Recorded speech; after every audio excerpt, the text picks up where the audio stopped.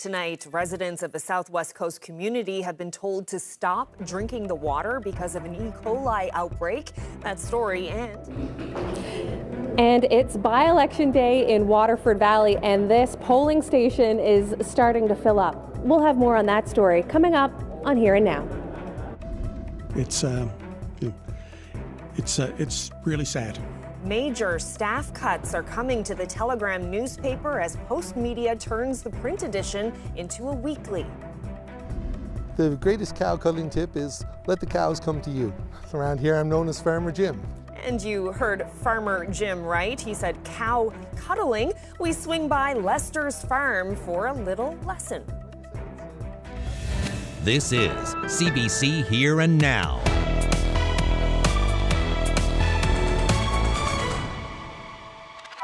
Good evening and welcome to Here and Now. We'll get to those stories shortly, but first we begin with a deadly accident on the west coast of the island. A cyclist was killed in a collision in Corner Brook last night. It happened at the intersection of Reed Street and Humber Park.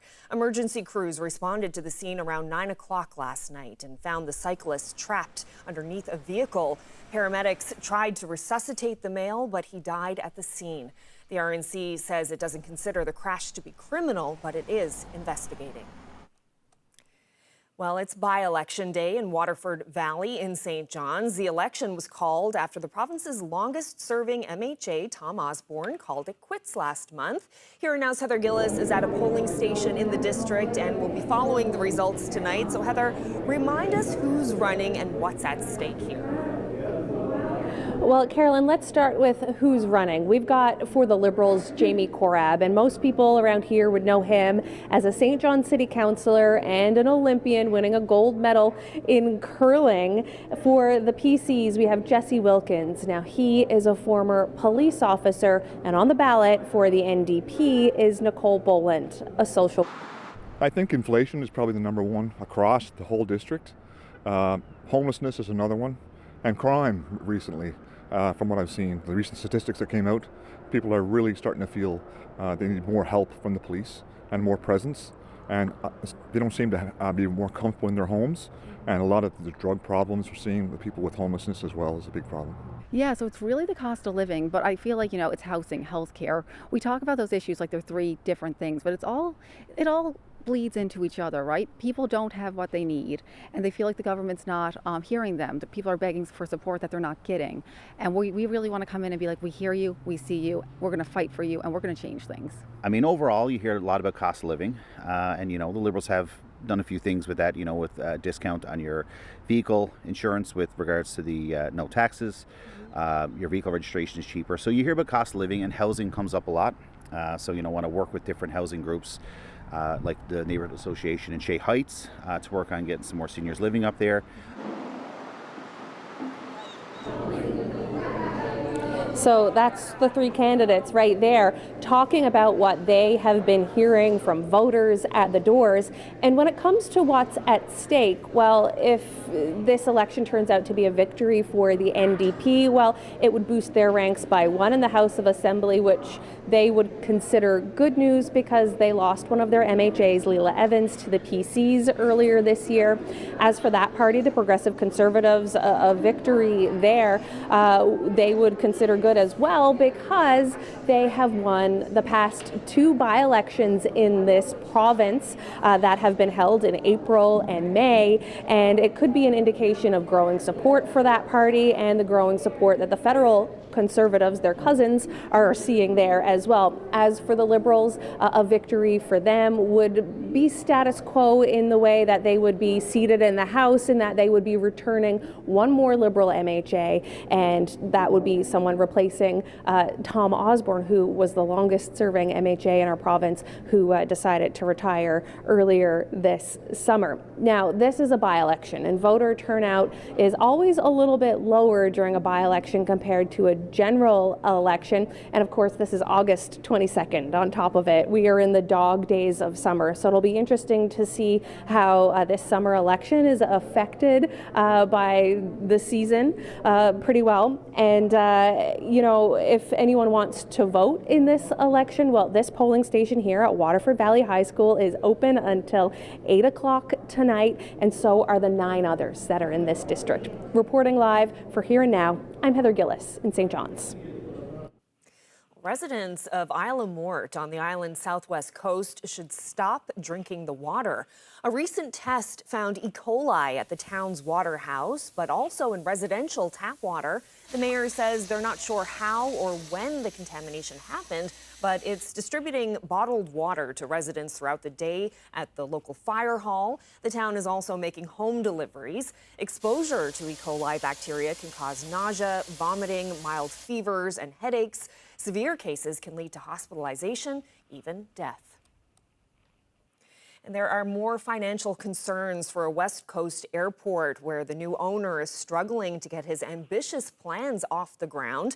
Stephenville Diamond Airport is facing a lawsuit over allegations of unpaid bills. The company that did work on a new runway lighting system is suing for more than $2 million. The claim hasn't been tested in court, and neither side is doing interviews. In an email, airport owner Carl Diamond didn't directly address the lawsuit, but did say they're working to resolve outstanding matters. Diamond has repeatedly said he will spend hundreds of millions in private money and create thousands of jobs at the airport on the West Coast.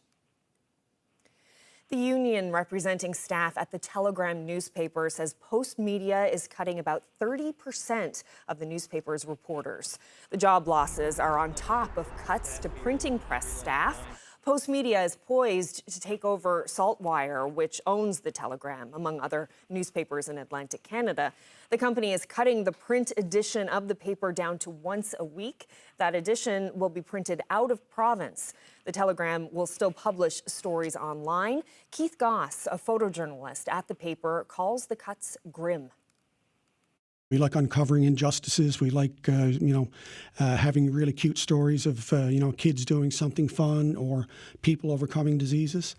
And it really is a privilege to be in everyone's homes and, in their lives to be able to do that. And, it's going to be a loss for the people who actually consume those stories because, there's less of it out there and it's just getting worse. And, I'm not sure if people realize what the loss of journalism, like local journalism, is doing. It's really sad. Not much in the way of comment from government on this, aside from a statement saying it greatly values local media. But today, one cabinet minister said this could be an opportunity for a new buyer. Obviously, the courts are involved in terms of whatever financial settlements are going to have to take place with respect to the assets that are being considered in terms of the printing press and those kinds of things. So once the dust settles on that, I think we will be in a better position to comment.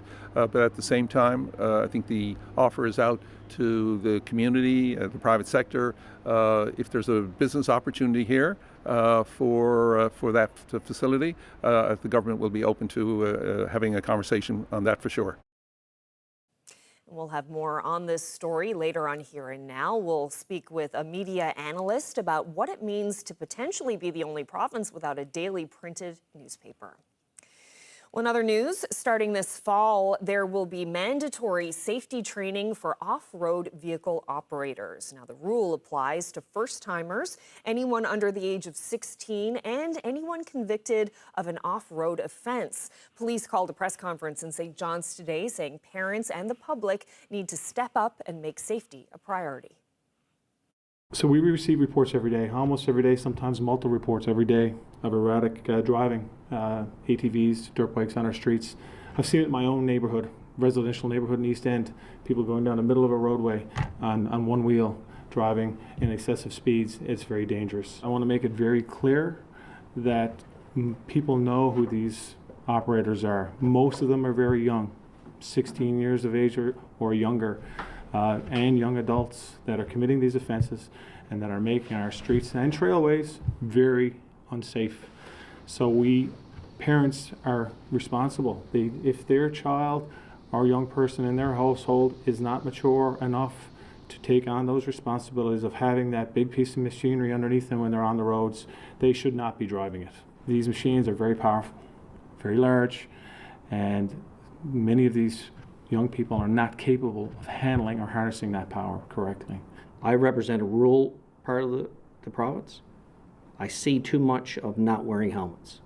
And people have a tendency to say, we're just going down the road, so that'll be fine, we'll be safe. No, you will not. So don't do that. Put the helmet on, be safe. We're going to be stricter. We need to do more. We will do more to keep people safe on off-road vehicles in this province. We are asking collectively the people in our communities to step up and report. It is simply not enough to tag the RNC social media page with a complaint or a picture. We need a formal report with information, something that we can action and follow up so that we can intervene, have an intervention, and educate is a huge component of this, of what the safety challenges are and what it can mean for the operator of that vehicle. Well, the province is opening a new housing centre in St. John's to help homeless seniors. The 35-bed shelter on Patrick Street will also offer drop-in services, and the province's housing minister was on site today. I was very happy to get the invitation to be here for the announcement around the opening of the, I'll call it Connections for Seniors Housing Centre here on Patrick Street. I've had a good working relationship with Connection for Seniors in previous portfolios, and I was very, very interested to know and happy to know that they have now been able to occupy this new facility, have a centre, and as part of that, they will be expanding shelter and supportive housing for seniors here in the city. The building is something that we have been dreaming of for a while. We do have an emergency shelter down by Prince of Wales Street, but our vision was to create more inclusive space between service and accommodation. So the idea here is to have a housing center, a drop-in services, and make sure that seniors actually have support when they are in need of housing in general, and also have the emergency shelter with it. So this is going to play a big role for seniors in the community. The Connections for Seniors has been around now for several years. They will be sort of the experts around seniors housing for the province that me as minister can rely on, and our staff at the Newfoundland and Labrador Housing can rely on, and work in collaboration to address the many issues that seniors are facing. Anybody can become homeless at any point in their life. Right. And sometimes it's domestic violence, sometimes it's a simple eviction and they cannot find a place. Right now the market vacancy is, I think it's almost 1%. In that range, that's very low. A lot of it is not affordable for seniors. So when you have to move out, you cannot move in somewhere else. 6 years ago, there was nothing for seniors in the province in that regard. There was nothing front line. Today we have served over 3,000 seniors. A lot of them in regards to housing. I would say over 1,000 of them in regards to housing. So there is a big change that this should bring to our community. We get a lot of phone calls for seniors say, I just want to move and I don't know how. I'm not tech savvy, I cannot go on Kijiji and do this. Can you help me out? So that's where we come in, and we support them with any help or any kind of help they need in order to move as swift as possible and as smoothly as possible. We will not open until we have partial accessibility. So we will be building a ramp around in the back here where there is going to be the main intake office, and the main floor will be accessible as well. Well, I'm hoping within the next 4 weeks that we'll be able to accommodate our first 16 clients or residents. Well, now for something completely different. Animal lovers have almost certainly cuddled a dog, a cat, maybe even a bunny, but how about a cow? Well, now you can at a farm in St. John's, and CBC's Jenna Head went to experience it for herself. You know you do it. You're driving by a farm, you see them, and you have to point out and say cow. But have you ever looked at a cow and just wanted to give it a cuddle? At Lester's Farm Chalet in St. John's, you can.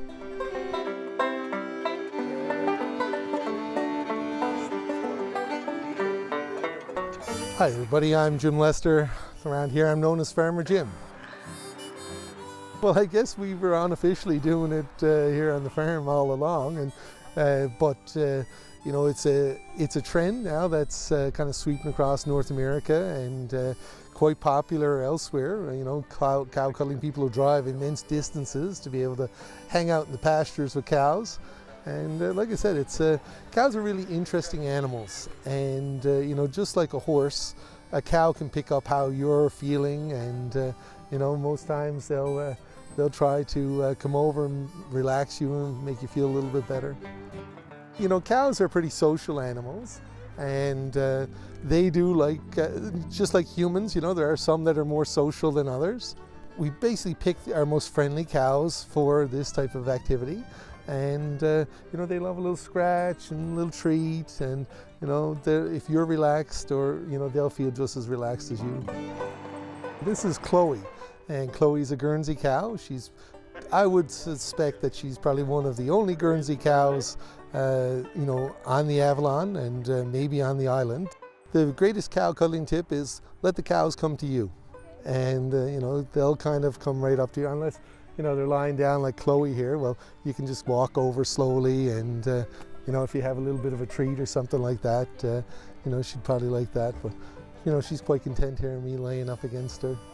They can go into the petting barn and look at the baby pigs and you know, the other animals that are in there, and our newborn colt that is a real full of personality. Very small horse, but big personality.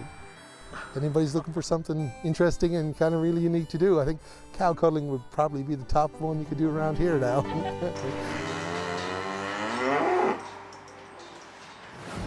This weekend, it's the inaugural final of the NL Cup. You're seeing it here for the very first time, folks, but look at how much it weighs. Tonight on Here and Now, we'll meet some of the players who will be hoisting this trophy for the very first time. Well, the temperatures today have certainly plummeted for some of us, but they're going to warm up as we head through the weekend. We're sitting under a nice big ridge of high pressure that is going to keep the sunshine for parts of the province as well. I'll get into all the details coming up.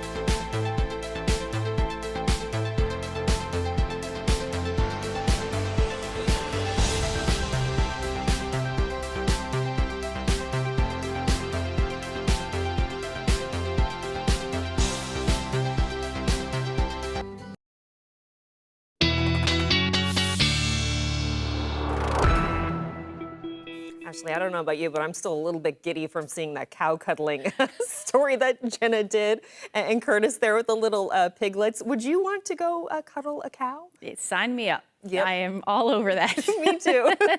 Maybe that should be one of our assignments one day. Yeah. Head out on it. Could be like a nice Saturday afternoon thing too. Love it. Yeah, that's a good idea. Yeah. Okay, well, let's talk about the weather. You're right, the humidity really dropped off today. Much cooler. It was a bit of a surprise walking out the door this morning. Yeah, exactly. Even walking out the door last night here, definitely felt chilly for sure. Temperatures, a little bit below where we should be sitting this time of year. But let's take a look at what's going on out there across the province. So we have a big ridge of high pressure in place for just east of the island, ridge of high pressure over Labrador, and then we've got an area of low pressure to the south there. That is what is bringing the showers today and some of the cloud cover as well, all of the cloud cover really. And this is going to affect the weather over the next couple of days. Unfortunately, going to be unsettled, but again, we still need the rain, so this is not, we definitely want it, let's just say that. And we definitely have some cooler temperatures as well in play. Up across Labrador, things are really going to start to heat up though. So we're sitting in the upper teens, low 20s across the Big Land and across the island. Daytime highs, really depending on where you were in the upper teens or low 20s as well.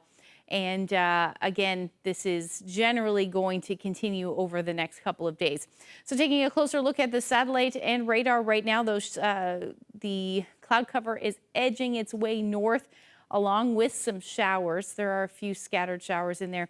And that will generally continue as we head through tonight, but we have said goodbye to that humidity. Now, there's a little bit of humidity in the air as you head towards Deer Lake. Feels more like 25, but for the most part, it is gone. We are going to start to see some of that muggy weather, just slightly muggy weather, so very similar to that, continue as we head through the weekend, but the temperatures are really going to warm up, especially as we head into Saturday up across Labrador and for parts of the island as well. That will continue into Sunday. In fact, we'll get some even warmer temperatures. We're talking about daytime highs in the upper 20s for central areas of Labrador towards the west, and then central areas of the island as well.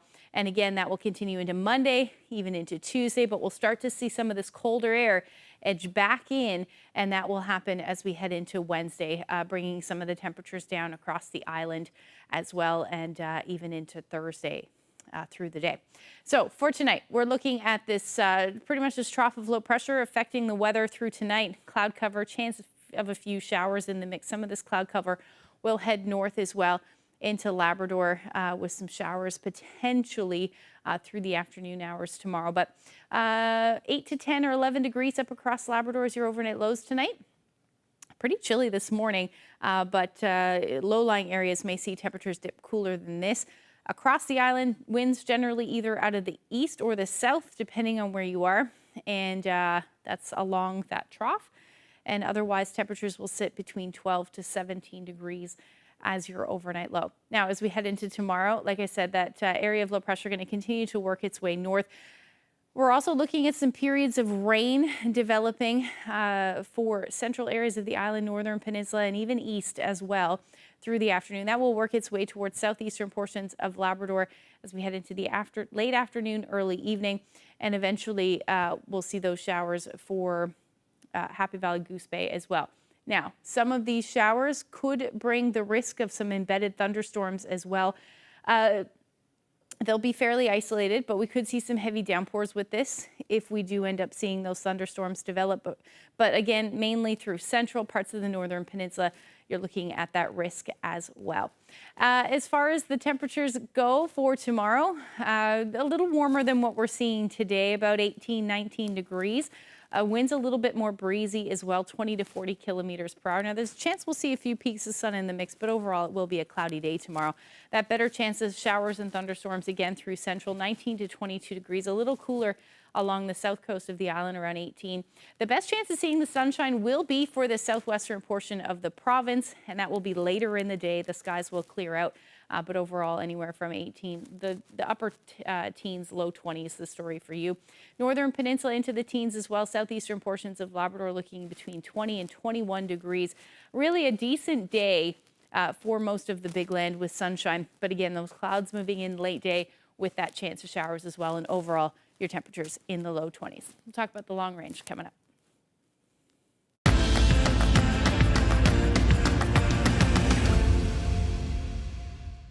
We're here at King George V Soccer Field in St. John's, and this has been the site of so many great soccer moments in the province's history, from minor league practices to World Cup qualifiers. But this weekend, another great chapter in that history is going to be written with the final of the NL Cup. Now, what is the NL Cup? Let's find out from two of the players who are going to be competing to hoist it this weekend. Guys, please introduce yourselves. Hi, my name is Bobby Gamba. I'm the captain of the Feelings Athletic Association Challenge Cup team. Hi, my name is Feli Elonda. I'm a player for 1949. And you guys are competing against each other this Sunday in the NL Cup final, is that right? Yes, that's correct. That's right. Feli, how does it feel? It's amazing. Yeah, I'm excited. I get to play against my my friends, so no, it's gonna be great. For folks who are, I'm sure familiar with Challenge Cup, that's been the top that's been the top soccer competition in the province for a very long time. Bobby, can you just take us through the format of the NL Cup and talk about how it's different? Yeah, so the NL Cup is a single elimination tournament that started with a random draw a couple months ago, and it's progressed to having our two teams in the finals here on Sunday. So how is that different from, say, Challenge Cup structure, where you guys are in a league and you play the same sorts of teams throughout the season? Yeah, like you said, in Challenge Cup we do play the same amount of teams, and although it's a provincial league, it is pretty local. There's only St. Lawrence outside of the Avalon Peninsula. So the NL Cup kind of opened doors to teams from across the province that were looking to compete against the top teams within our own province. And yeah, it's been great so far. The fan turnout's been good, and the competition's been really good as well. Feli, for the real fans of soccer, for real fans of football, this tournament structure really mirrors the FA Cup, the famous FA Cup in the UK. Is that right? That's right. Yeah. No, it's good. It's great. You get to see lower ranked team beating high ranked teams, so it's great. It's exciting. And in this kind of format, any team can play. Like any team, rather than commit to a full league season like Challenge Cup, anyone can jump in the mix. Anyone can jump in there. Anyone is welcome. There's no restrictions. It's great. Yeah. That's fab. So, tell me about the play down so far. We're reporting about this as we come into what will be the final on Sunday, but it's already been a great season of NL Cup. Just talk about the summer so far, Bobby. Yeah, there's been lots of close games. Like I said, the fans have been out and attending. As Feli alluded to, there's been a few giant killers. Yeah, a few lower league or lower place teams beating a Challenge Cup team. So it's been good. And yeah, it's just showcased, I think, soccer in parts of our province that don't normally get to be showcased. So it's been great. Feli, you play for 1949 FC, sponsored by the famous 1949 Barbershop here in St. John's. It's been so successful. What's it been like for you to be able to bring in so many other international players, people who are new arrivals to Newfoundland and Labrador, and get them into the soccer community through this tournament, through the NL Cup? No, it's been great. I remember arriving here, looking for a team to play for. It was hard because obviously I didn't know anybody, but with 1949, we've created this platform, this team that anyone is welcome, whether you're new, whether you're old, whether you've been here for however long, you can come in and join the team. So yeah, it's been great to have that platform for players and for newcomers actually, yeah. I think it's great to have that platform for the sport here in this province. With the NL Cup, anyone can play, everyone is welcome, and anybody could be standing where you guys are standing next season. Yeah. Absolutely. Like we said, it's single elimination, so anything can happen in these type of tournaments. So it is our two teams standing here, but next year it could be anyone, and we hope to see more teams from across the island enter next year on the female side as well. Well, the winner of the soccer match on Sunday will get to hoist the first NL Cup. Organizers wanted to make a special trophy, so they hired well-known sculptor Morgan McDonald to make it. And tomorrow night on Here and Now, Zach chats with Morgan, and we get a sneak peek at the beautiful NL Cup. Well, you're looking at something else beautiful, a live shot of downtown St. John's from our room's camera. Stay with us. More local news and weather is on the way, including more insight into the future of the Telegram and what was the province's only daily newspaper.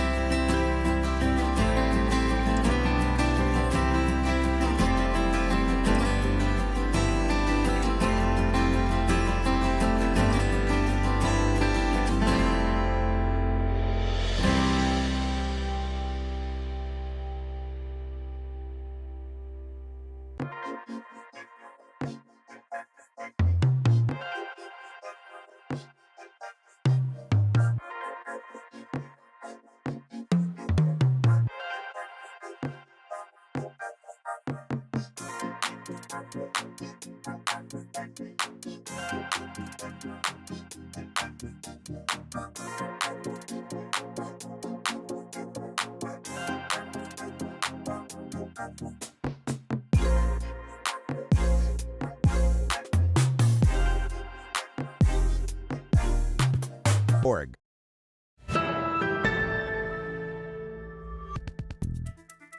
Staff at the Telegram newspaper in St. John's got some grim news today. Postmedia plans to cut around 30% of reporters there, and that's on top of cutting the paper's print run down to once a week, along with staff at the printing press. They'll still have a website, but the head of the paper's local union says the cuts will hurt. A pretty grim scene. You know, we were all stood up in our boardroom, and Ian Scott with Saltwire was the one who told us exactly what was going to be happening, and you know, there was some anger, a lot of tears, and just a bit of hopelessness for the news business. You know, we have no money coming in. I mean, the business model, was usually based on having advertising, pay for your reporters. And when all that advertising disappears to like the big internet giants, it hits home. You know, we end up losing all the reporters who go out into the community and tell those little stories that you never hear about. The writing is on the wall for printed editions. It's just, like I said, it's just the business model hasn't been working.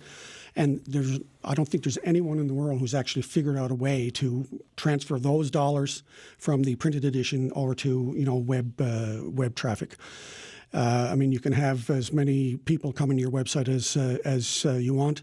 If you don't have advertisers paying for the the right or the privilege to be on there, well, we don't have the money to pay people.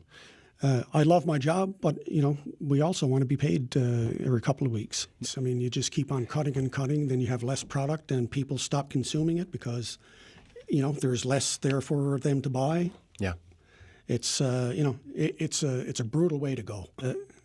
Journalism and photojournalism is a part of me. And I think most journalists would say that they don't do it for the money. They do it because they actually really have a passion for telling stories, for doing their jobs, for creating images, just for, to be there and to tell the public, what's going on in their community. We like uncovering injustices. We like, having really cute stories of, kids doing something fun or people overcoming diseases. It really is a privilege to be in everyone's homes and in their lives to be able to do that. And it's going to be a loss for the people who actually consume those stories because it just there's less of it out there and it's just getting worse. And I'm not sure if people realize what the loss of journalism, like local journalism, is doing. It's really sad. And that was Keith Goss, union rep and longtime photojournalist with the Telegram. So let's zoom out now and talk about the big picture and what this cut means for the media landscape. Joining me now is Mount Allison sociology professor Aaron Stoiter, who specializes in media studies. Thank you so much for being here. Thanks for having me. So what do you think it will mean for this province to have its only daily newspaper reduced to publishing once a week? I find that quite concerning. We're definitely in an era where we need more information, more accurate, verifiable, journalist produced information and not less. And so I'm concerned about what's going to happen when it, goes down to the one day of the print and then just the online content. Does this follow any trends that you're seeing elsewhere in the country? Yeah, we've definitely seen this elsewhere. So Postmedia comes in and they buy up, a larger media organization, and they cut staff and they bring in content from Central Canada that's not sourced by local journalists, and it doesn't reflect the views of the local communities. And I think also you have people sort of moving away from the online content. They don't they might be committed to the print paper, but online there's a sea of online information. It doesn't feel as unique and trustworthy when it's just one more screen that's open on your computer. Yeah, as opposed to having something tangible in your hand. And, Telegram has been around for a really long time, over a century, and longtime readers have been able to physically hold a copy of the newspaper in their hands. And now it's just going to be once a week. And I'm wondering what that might mean for those readers, especially the folks in our aging population. Some of those people may not want or be able to consume their news through a computer screen. What do you think about that? Yeah, there's some important issues there, in terms of internet access and cost of internet, and whether people want to be able to get their information on the screen. We've also seen, in terms of research on fake news, that people do find it confusing to distinguish what they're looking at when they look at the news online. So, for example, if you have a paper copy of the newspaper, you could easily point out what was the front page, what was the main story, and when you're in the opinion and editorial section, you see the letters to the editor and the political cartoon. But survey research shows that people who are consuming their news online, it's all feed formatted, it's very similar, and they are constantly confused between what's opinion and what's fact. And we don't need more of that in our society.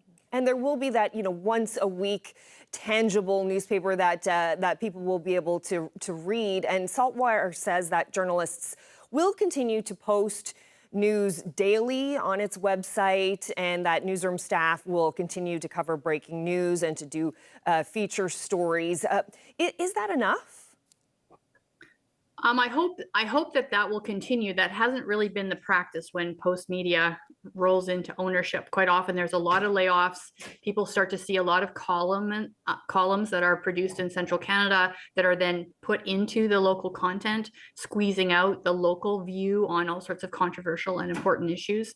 So that might be coming, because that's what's happened elsewhere.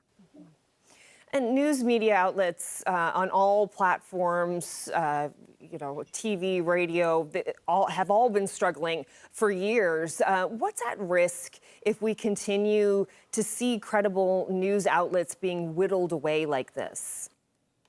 I think it's very concerning. People need to have good information. They need to have information that the journalist has been given the time to thoroughly research and bring in multiple perspectives, and to have it fact checked and go through legal things. And there's so much pressure now just to kind of quick get something in front of people's eyeballs online that that may not turn out to be true at all, and people can't necessarily distinguish what is the official sort of legitimate news source and what's just kind of circulating on Facebook or on Google and things like that.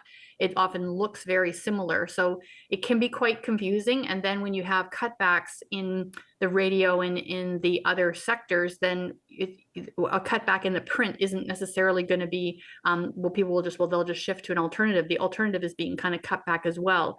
So I think we're just seeing less good news created by journalists in the local community, and also we're getting more of a sort of a standard take on issues that are produced in Central Canada and then just reproduced all across the country. And we know that we have different takes on things in our own communities.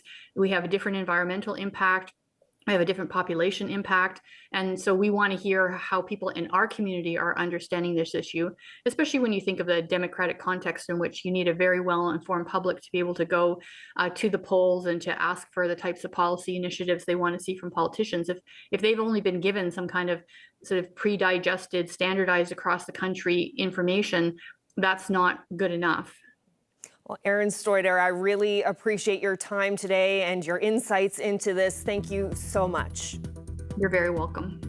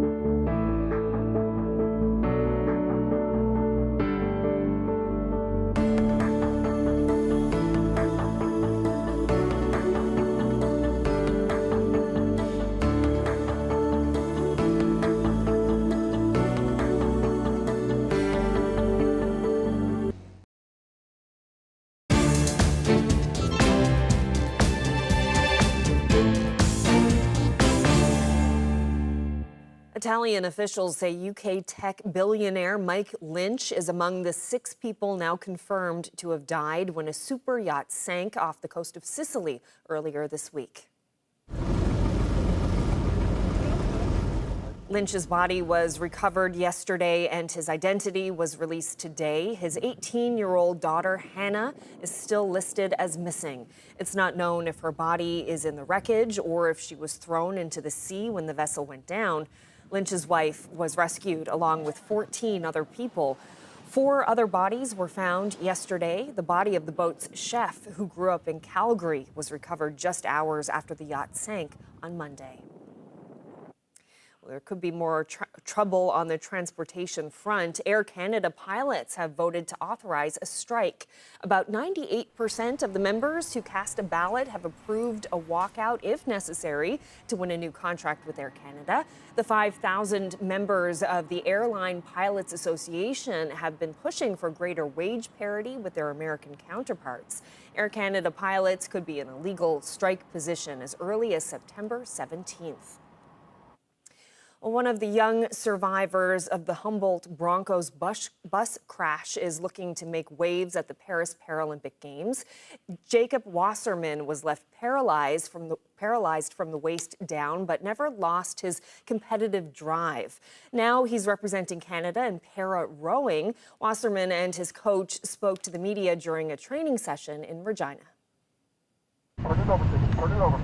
You got to be a little bit crazy, I think, to be a rower, to enjoy some of the pain that comes with it and that comes with the training and with the racing. But it's a bit of a thrill too, to be out there and on the water and doing things that I wasn't doing before I was injured.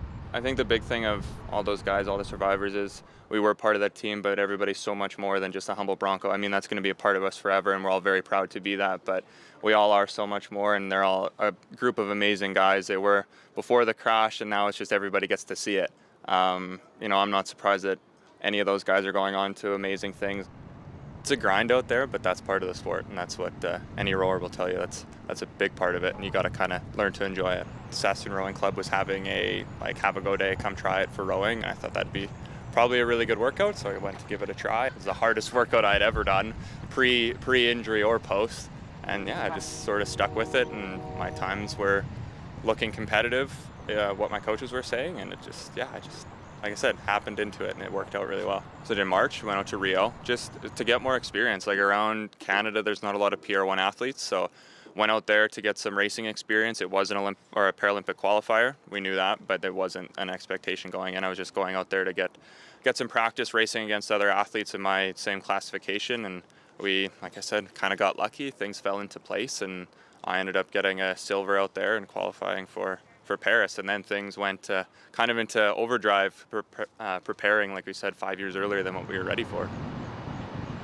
What's exciting to me, and I said this to him the other day, is he's demonstrated a capacity to achieve the speeds that we need to achieve ultimately. Now into Paris and beyond, it's about doing the work necessary to sustain those speeds. But it's exciting that he's actually shown the capacity to go as fast as we're going to need him to go. Looking at past of what I've done in the last 2 years, like I am proud of how far I've come, but I gotta put up times and put up numbers that I'm proud of and what compared to what I've done before going in. So it's going to be a big learning experience to just move forward. I want to show up and perform, or give a performance that I'm proud of.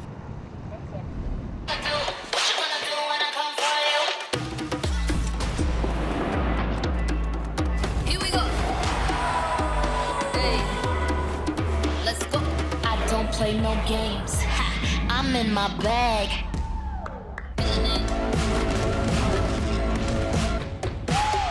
What you gonna do? What you gonna do when I come for you? Let's go. I don't play no games. Ha, you know my name. And of course, our very own Katarina Roxon appears in that promo for CBC's Paralympic coverage. She'll be competing in the games for an impressive 5th time. It all starts next Wednesday, August 28th. And just like the Olympics, that does impact Here and Now's programming. The show will be a half hour later during the Paralympic Games in Paris. We'll start 6:30 Island time, a half hour earlier in most parts of Labrador for the duration of the Games. And this stuff too is part of the same. Have you ever wondered what lies in your backyard? One St. John's man who owns a heritage home wanted to find out. So what we're standing on now is the concrete floor of the old cooperage. Different than any sort of community project I've done before. I'm Julia Israel, and I'll bring you that story next week on Here and Now.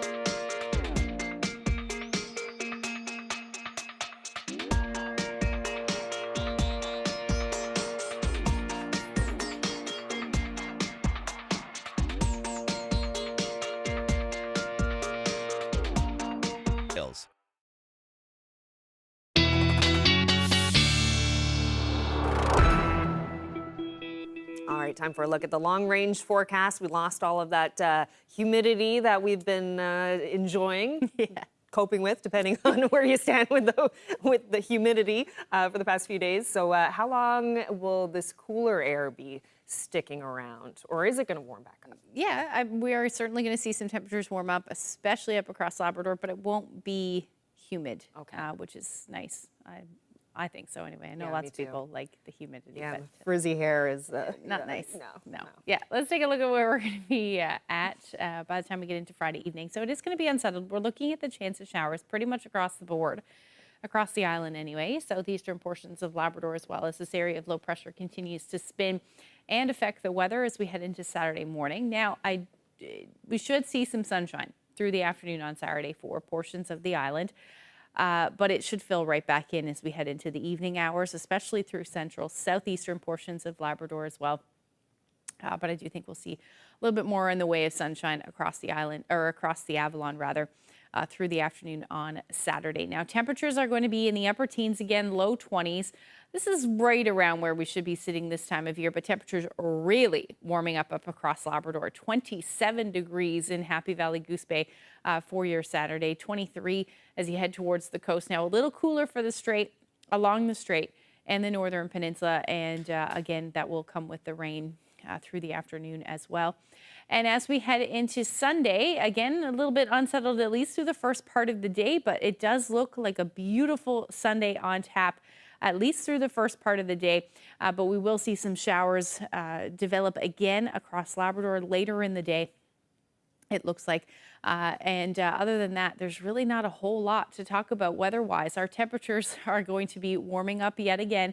We may feel a bit muggy at this point across the island, but overall, anywhere from the mid to upper 20s through the day, really through central temperatures, 26, 27, maybe even 28 degrees for your Sunday. Labrador, again, you're going to hang on to some of that milder air, but that cooler air is going to start to move in. Nain, you should top out at around 12 degrees through the day on Sunday, and Cartwright will hover around 19. But again, lots of sunshine through the day, slight chance we'll see some pop-up showers, and that will be later on in the afternoon. Long-range forecast looks pretty gorgeous for St. John's and eastern Newfoundland. We've got our temperatures sitting in the mid-20s, overnight lows in the mid-teens, with plenty of sunshine as we head into next week, which will be lovely. And for central Newfoundland, you're looking at a similar forecast as far as that sunshine goes, with a mix of sun and cloud Monday and Tuesday. But temperatures will be in the mid to upper 20s. And for western Newfoundland, same thing, little cooler though. Temperatures around 23 to 24 degrees through the day. And our teens, temperatures in the overnight will sit in the teens. Now, for eastern Labrador, take a look at that temperature. Now, this is really well above where you should be sitting this time of year, 27, 28 degrees with plenty of sunshine. And even as we head towards Tuesday, your overnight lows aren't going to dip too much, but we will see that cool air move back in, and that will happen about midweek next week. As you can see, that overnight low dipping by, what is that, Tuesday night? Now down to 9 degrees, so that's when we'll start to see that cooler air. So enjoy it while it lasts.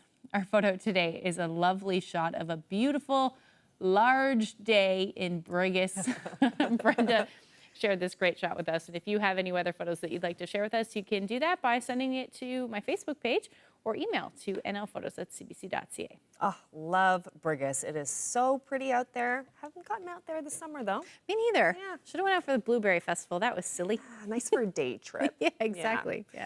So we're going to do something a little bit different this evening as we finish up the program. We often end the show on like an outdoor shot of the parkway from our live roof cam.